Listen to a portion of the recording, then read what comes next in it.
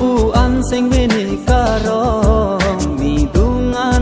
nang lirok ti an su si sing karong ma char pen nang theglong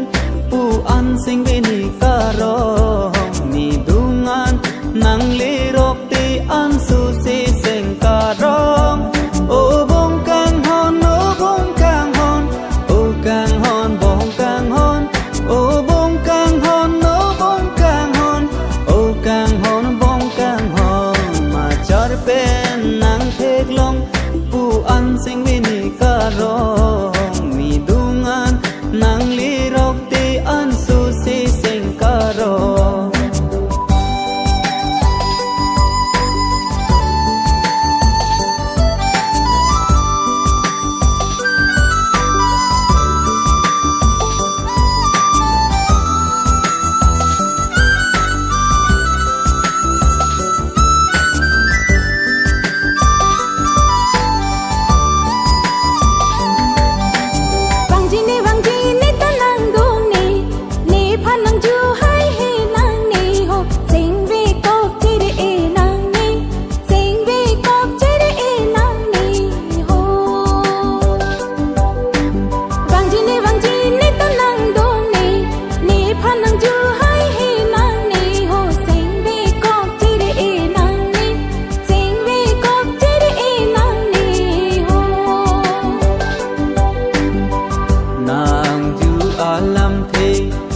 cái si tình ni ni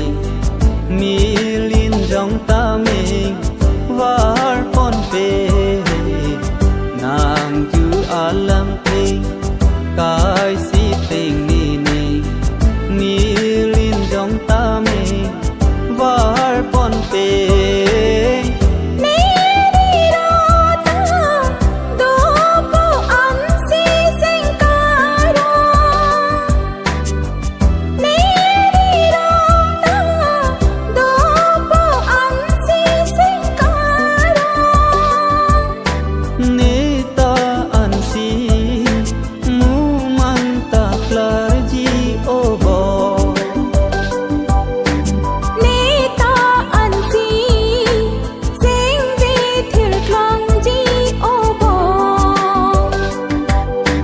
char pen nang theglong ku an sing bini karong mi dungan nang lirok ti an su si sing karong